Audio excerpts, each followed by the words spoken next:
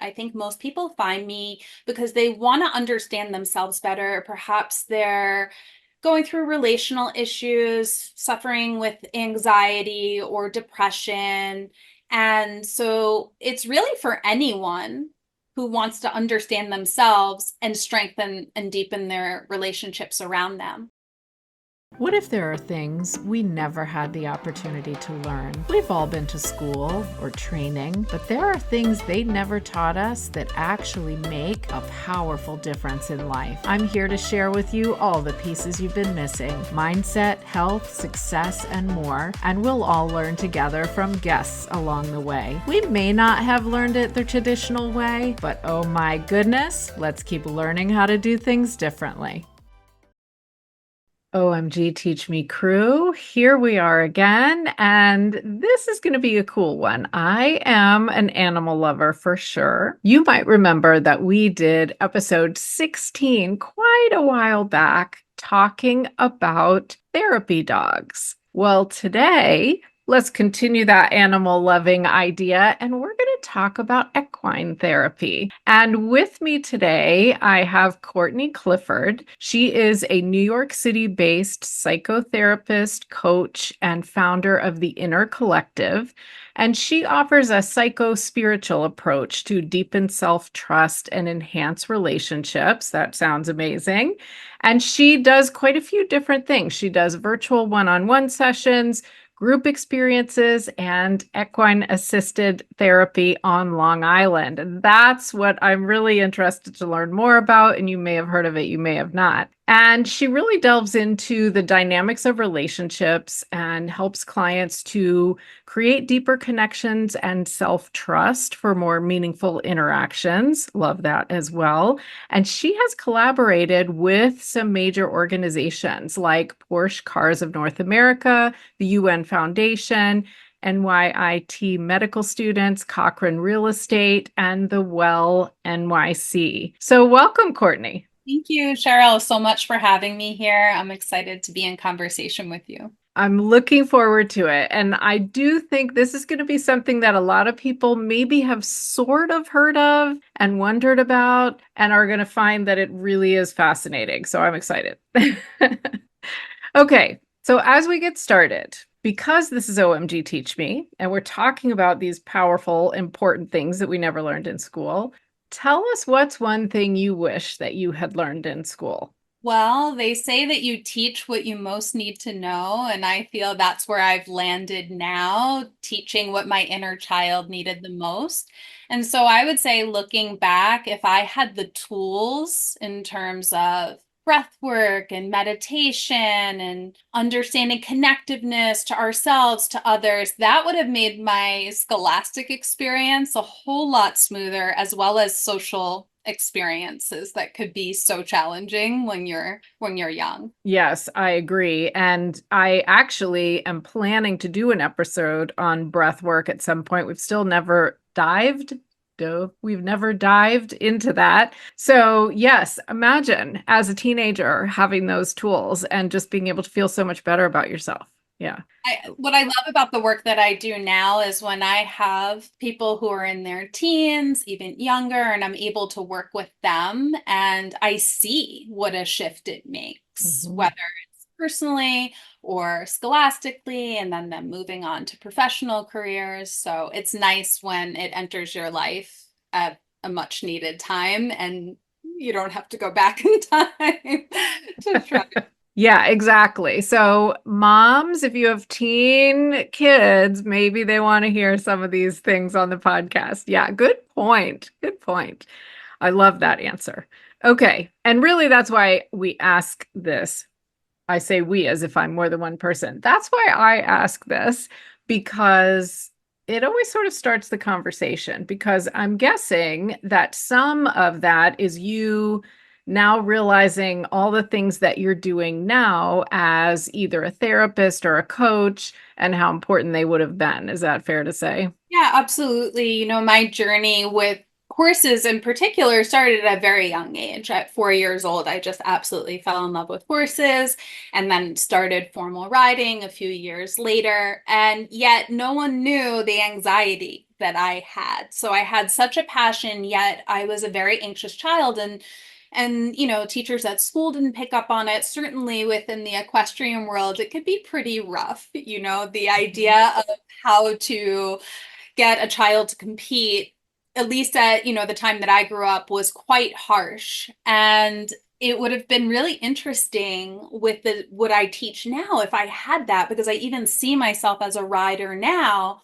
how different my approach is on the horse with all the trainings I've done outside of how I grew up as an equestrian. Yeah, So that's a great point. And I'm super excited to talk about horses in general today. Now, I wonder if I even saw a horse in person as a kid. I probably did at a fair or something, but I knew zero about horses. But my daughter, and I think we talked about this before, my daughter started riding, I don't know, maybe age 10 or so, if I had to guess, and took riding lessons all the way up until 18 and competed just a little bit in a couple local things, didn't go on to ride in college or anything like that, but she just loved it. And I actually think it made a big difference for her. So that being said, let's start with the basics. What is equine therapy? What does this even mean? So equine therapy is a big umbrella, and there are many different modalities within it. So it could be either done on horseback riding that works on cognitive skills, or it could be doing groundwork, which is where the equine assisted psychotherapy that I do, the majority of that is done within the arena. So it doesn't require, I think oftentimes when people are interested, I couldn't ride a horse, I could Mhm. never, don't worry about it. I work with people all the time that have had no experience or not so good experiences with animals, and this is the most healing experience that you can have. So in equine therapy, the horse serves as a co-therapist. And horses are just these beautiful, sentient, magical beings that are so intuitive. And they don't know how to wear masks like we do. They don't have these shells of protection that we develop, that our psyche develops out of protections. So for a horse to survive in the wild, they need to be hyper vigilant in order for survival. And therefore, when we're working with a horse, if we're saying one thing, but we're feeling something differently, a horse will recognize that and they won't connect with us. They might submit to us, but like in any relationship, a relationship that has respect doesn't have this submissiveness. So it's really a beautiful experience that's so much different than any other type of therapy modality that I've discovered, because you're working with the horse as your co-therapist and they're always reacting to what you're feeling internally. So you can't fake it with them. Something that struck me as you were saying that is that I think we also know, of course, that dogs and some other animals, well, cats even, are very in tune with what's going on inside of us and can really read that. But you said survive in the wild, and I was thinking to myself, well, gosh, horses still do that. And I'm not sure dogs and cats, well, maybe cats, but they're quite a bit removed from that now, but horses really still do that. And so that's a great point that they really, really know how to be vigilant and how to survive. Absolutely. And through that, when we're in partnership with a horse, it requires that we're 100% present in their presence. And what's also interesting is that a horse's brain and a human's brain that's had post-traumatic stress disorder, PTSD, are very similar. Mm. So the resonance that you can find with a horse and their ability to attune to you and understand you is something that you really have to experience. I could talk about it all day long, and I love doing so. Yet when you experience it, and I'm sure maybe you've seen these glimpses with your daughter, it's so profound. There really is a communication that happens. And yes, I've definitely seen that. I wouldn't really necessarily have the words to describe it, but I've seen that. So, if people aren't in this type of therapy getting on the horse and riding the horse, then what would it look like? What kinds of things are they doing? It really depends on the clinic, the group that I'm running, but it could be anything from leadership skills. I've taken teams and organizations through building nonverbal communication, building trust, understanding consent. Is the horse consenting to what we're requesting? Do they want to put the halter on?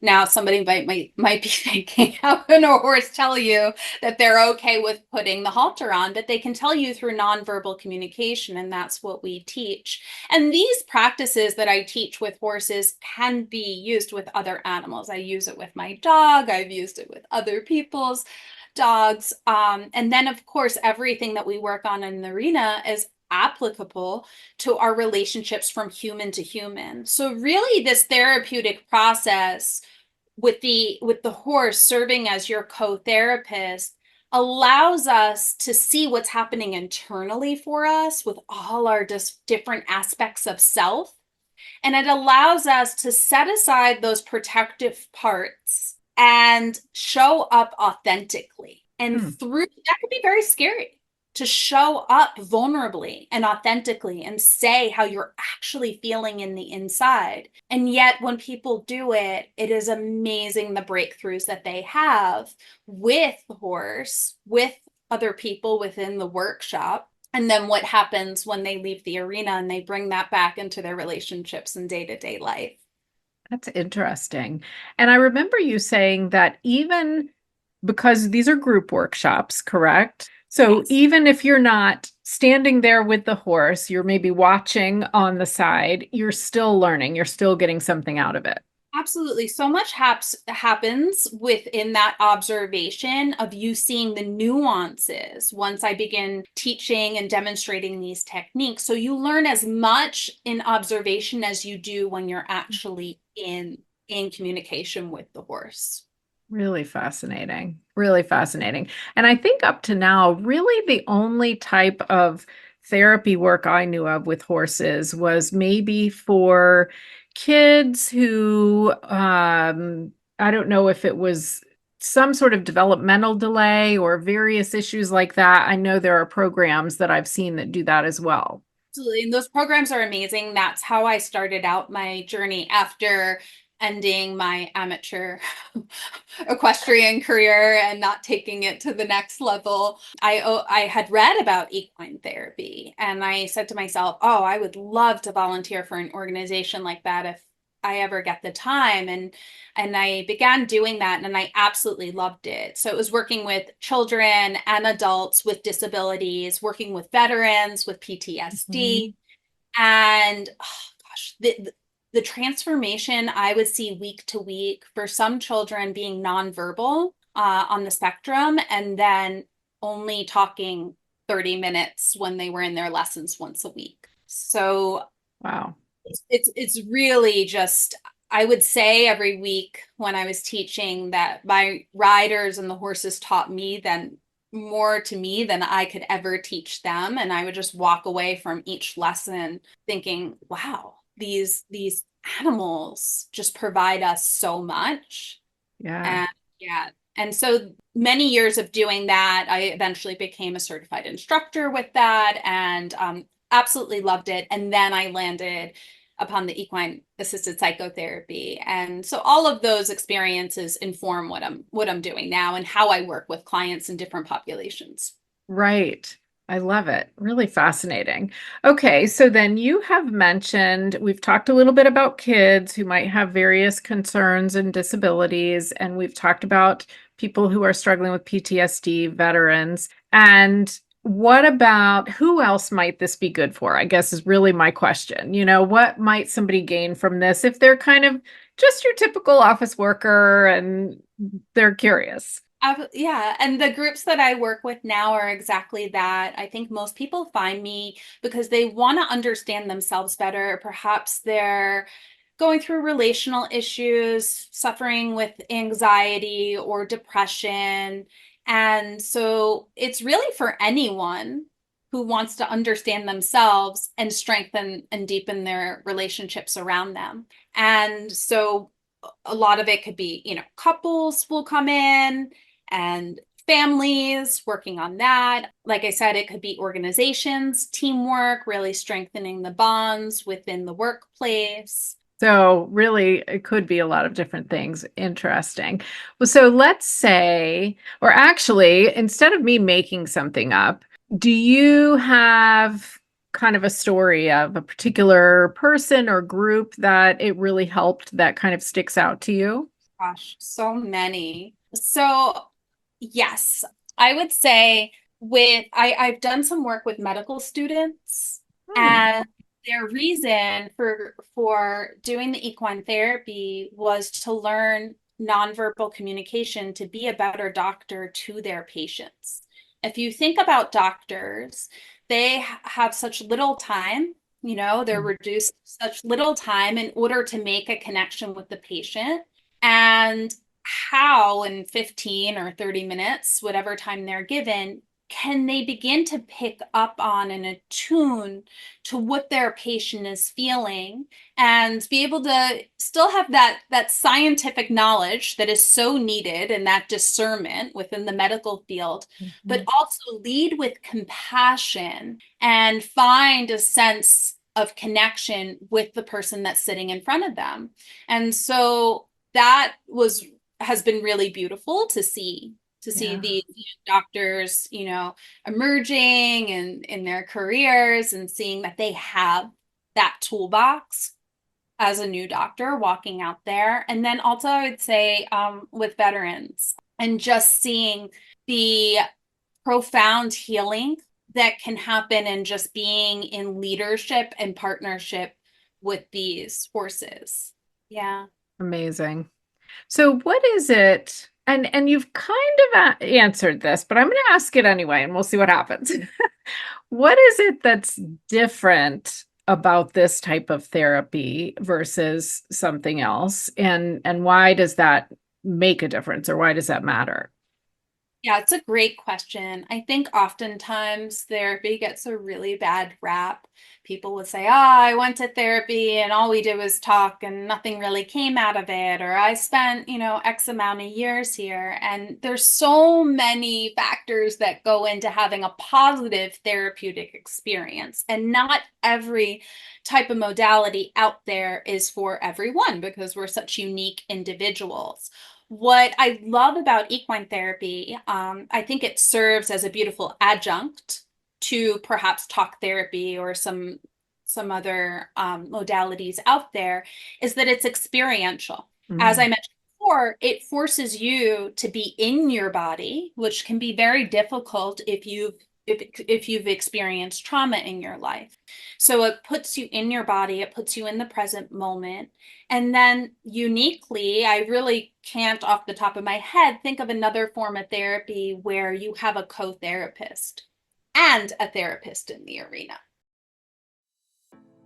I love a bit of sparkle and I love to feel a little bit girly, but I always struggled with manicures because either I would mess it all up before it was dry or the gel would be too hard on my nails. Thank goodness my sister introduced me to Color Street Dry Nail Polish. I can create a new manicure in minutes and I don't have to let it dry. Find Color Street at omgteachme.com/recommendations and check it out for yourself.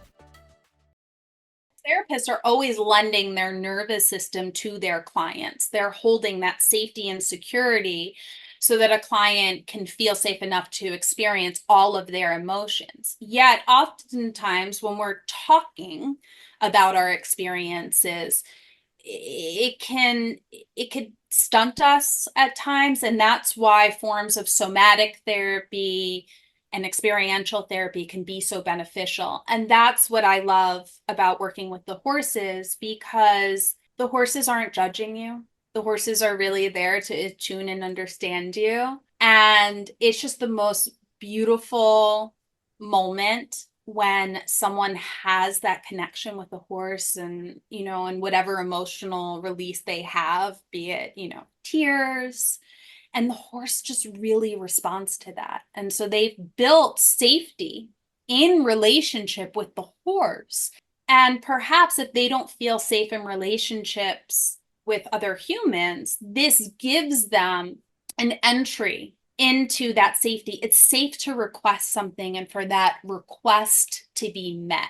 So you're asking for connection, as we so often do in relationships. And sometimes that connection's not met. And that rejection can really impact us to the point where we might not want to put ourselves out there for risk of rejection again. And yes, when people come into the arena and they're not being honest with their emotions, the horse will reject them because they only accept honesty. Yet when I walk them through it and they request again through that authentic self expression, 10 times out of 10, every single time, the horse responds. And that is the healing moment. Wow. I can picture it. That's very cool. And then I would imagine that someone can then go home or wherever and hold on to that feeling and that feeling of safety that here's how this went and it was okay. Right? Absolutely, because you experience it was a felt experience as opposed to perhaps intellectualizing it. How often do we say oh, I like the idea of that, and I'm going to do it. I know all the steps of what I need to do behaviorally, okay? And I'm going to take these action steps when I leave my session, and I'm going to go out into the world and do it. And our protective parts can come in and protect us from taking those action steps. Yet, through the work that we do in these workshops, we're making those parts feel safe enough to step aside. We're showing that this animal will respond to us through being truthful and through Mm. being vulnerable. And that alone is so healing that we can begin to take those risks because that lived experience won't leave our body. Yeah. Amazing. Amazing. Even for myself as a facilitator, I've been doing this work for years, and every single time I lead a workshop and I'm working through other people's relational issues, or if it's in the workplace, but it's all relational at the end of the day. So relational issues is Hmm. really, and always have an aha moment for myself as I'm facilitating. Ooh, am I wearing a mask in this area of my life? And I'll leave the session with that much more awareness of how I could perhaps look into that and show up more authentically. Really, really interesting. I feel like this is kind of 10xing. I was at a conference last week and they brought in puppies and they had a little puppy area just in the middle of the conference where you could go play with the puppies if you wanted to. I feel like we're now taking this and we're kind of exploding it much bigger, but maybe sort of same base principle that the way we communicate with animals is bringing out certain feelings or making us understand how we're feeling. Absolutely helping us understand. I always say that animals are teaching us where we're going, which is to their level of attunement, awareness, enlightenment, if you will. And they have so much to teach us if we're willing to put our own egos aside and truly listen. And I even think about a horse, like picking up their hoof to pick their hoof. They're not going to give you their leg unless they feel a sense of safety and respect from you. And again, you can dominate them into submission, but they'll never respect you. And you can really see when an animal, and I'm sure you've seen it if with your own animals, if you have them, or just with Mhm. friends, you can see if someone's truly connected to their animal or if their animal is in fear of them. So they're Yeah. just responding to that dominance and fear. Yeah. Yeah. And maybe it helps us see that between each other too. That's interesting. Okay. Well, I'm guessing that the question that people are asking themselves then is, okay, well, actually, listeners, maybe some of you are in Long Island or New York City and you can find Courtney. But let's say people are all over the place and they're thinking, well, this sounds interesting for my office or my group or my family or whatever. So, how could they find something like this? Certainly, they can research equine assisted therapy, equine assisted learning. It's definitely more popular in certain areas of the country than it is in others. So, depending where you live, you might find quite a few places.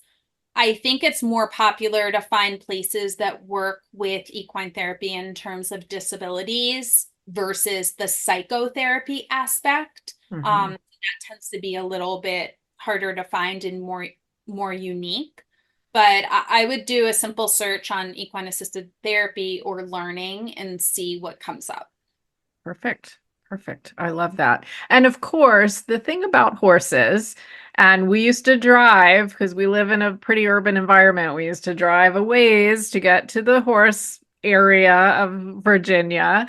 The thing with horses is they're not going to be found in every area either, right? So there's a little limit there.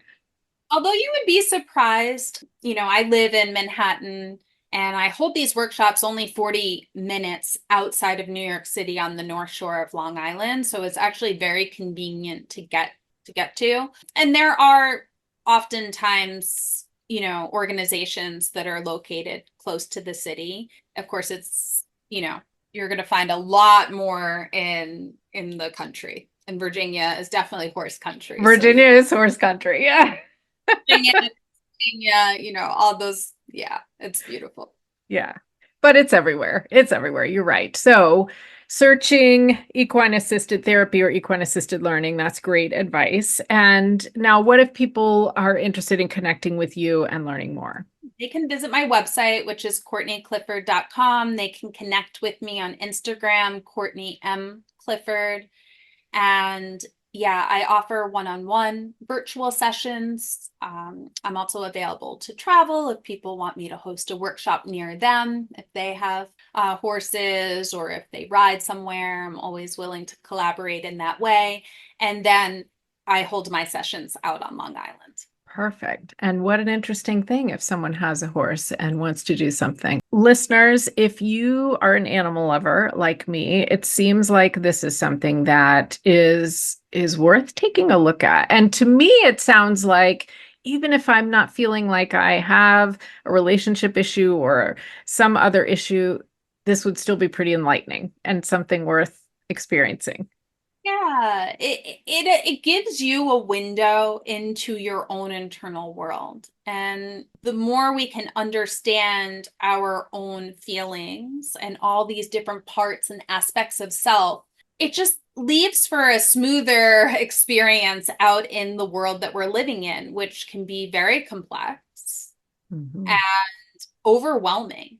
And, horses, I feel, animals bring us back to our true nature, that innate sense of self, highest self, if you'd like to call it that, that really is our guiding compass. And essentially, anyone who comes to work with me, whether it's individuals or couples or teams, they're looking for connection. That's what they're looking for. How can I better connect? How can I better connect to my own creativity? How can I better connect as a CEO to make sure that I'm understanding my team and my clients? How can I better connect as a partner or as a parent? And this is a window into that, and horses make it available to us. I love that. And I find in coaching that one of the things people really struggle with, which is related exactly to what you're saying, is understanding what their emotional state is at any given point. Because if I say, well, how are you feeling? Then usually I hear, well, a whole sentence about something they're thinking about. But to identify an emotion is sometimes hard. I don't know why that is, but it's challenging. And so maybe this helps with that. I think we're not taught. I know that when I first went to coaching school, I had to take up the feelings wheel because Yes. fine was a feeling. I didn't know fine wasn't a feeling. I honestly didn't know that. And then through that experience of having language around it, it helped me to understand, okay, and where do these feelings show up in my body? And then how Mhm. do these feelings inform, my behavior that that I'm exhibiting. So horses are great because they will respond to what you're feeling. Mm. And that's a partnership, whether you're riding the horse or you're leading the horse around the ring. Sometimes we'll set up obstacle courses for the groups to create. And it creates a lot of teamwork and some challenges around how to get the horse to go around these obstacles. It's so simple, and they'll see someone else doing it. They'll go, but the horse just did it for this person. How come? Well, what energy are you holding as you're making this request? They're always responding to energy. Do they believe that you're leading them, or do they feel? I see this a lot in the arena is people will make a request, yet they're really looking to the horse. And so the horse, and you think about that in life, we ask for something, yet if we're not sure about it, how is the other person supposed to trust what we are asking for? And when you're asking for one thing, but you're unsure, then that makes the other person doubt you because you're doubting yourself. And a horse is the same way. And I'm sure your daughter would be able to share with you, her experiences. They can't get around the jump course if you're not looking where you're going and that you're really sure that you want to go over that jump. If you hesitate in that thought, 9 times out of 10, you'll be out of the saddle. So Yes. really requires such presence and it's confidence building. Really, really fascinating. Really fascinating. Okay, well, I think we're all ready to go and try this for sure. And, it's interesting because I did an episode also on meditation. And one of the things that we really talked a lot about, because I think meditation is one of those things that sounds very intimidating and doesn't have to be. But one of the things we talked about was it's just such a powerful thing to be present, which is what you're saying as well, and to just be right where you are right now, feeling what you're feeling. And to me, it sounds like that this would help people to do exactly that as well. And I think, I teach meditation as well. And I was one of those people that couldn't meditate, typical neurotic New Yorker. I'd sit there and I would be thinking of all these different things. And then I discovered breath work.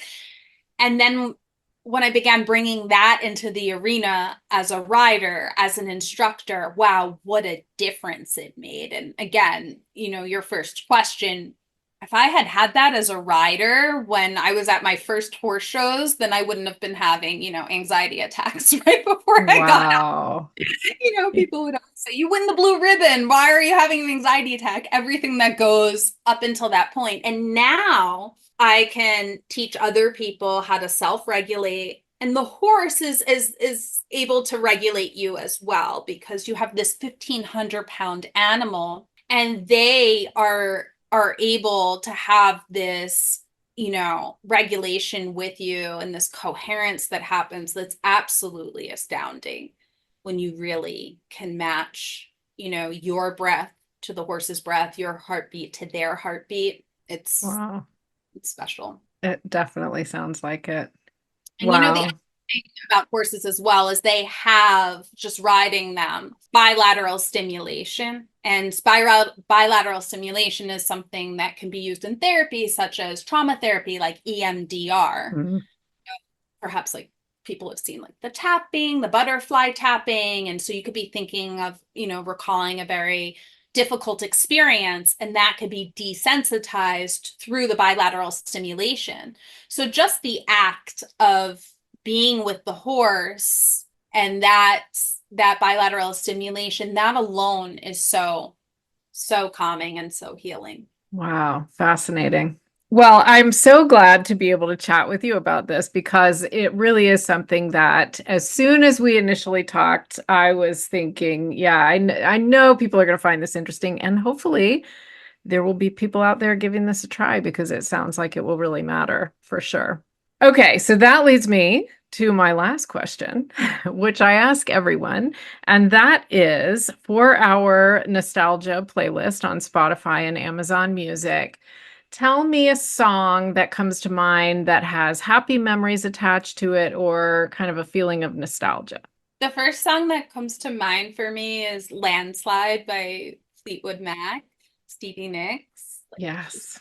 favorite animal within herself, I've always said.